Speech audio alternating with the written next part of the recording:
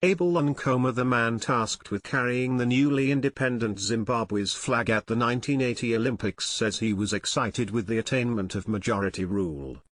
Getting to be a flag bearer is a moment he will always cherish. That stands as a proud moment for me.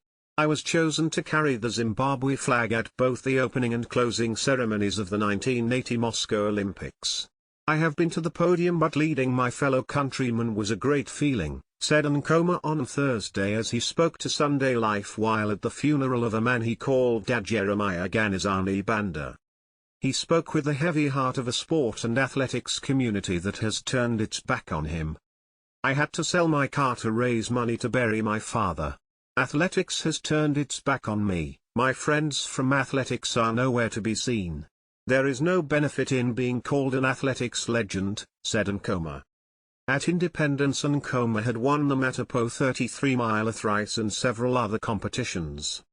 He was the hottest property in an era where Patrick Chipoye, Freddie Kashiri, Jacob Ndiwani and Laswell Ngoma rated among the best in distances from 21 kilometers to 65 kilometers in the country.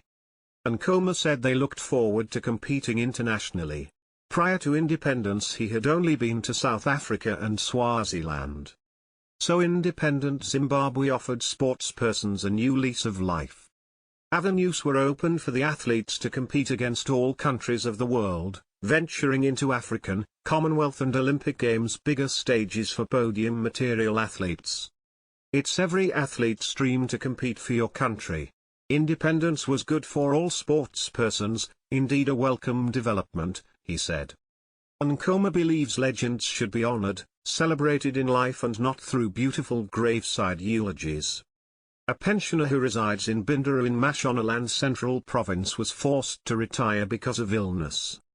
In his retirement, Nkhoma has worked with athletes such as Mike Fokarani, Mononoka Masiawa, and Julia Sikola.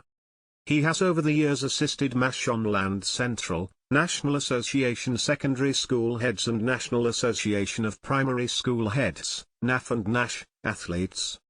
He is disappointed that he was not invited to accompany the NAF team to Masvingo and NASH to Victoria Falls for the athletics finals on Wednesday and Thursday. There are so many athletes I worked with after retiring in 1994 who I coached to prominence through the Chamber of Mines, said Nkhoma. He described the collapse of mines as a catastrophe to the Zimbabwean sport.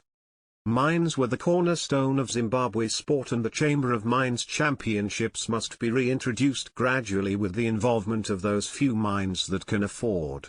As the situation improves on the economic end, many more can always come on board, said Nkhoma, a Matapo 33-mile legend with over 3 triumphs and several top 5 finishes.